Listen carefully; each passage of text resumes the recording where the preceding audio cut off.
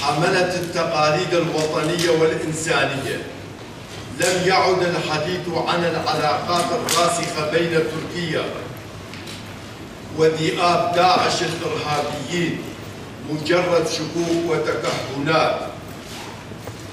بل هي حقيقة دامغة ومؤكدة. فالنظام التركي الفاشي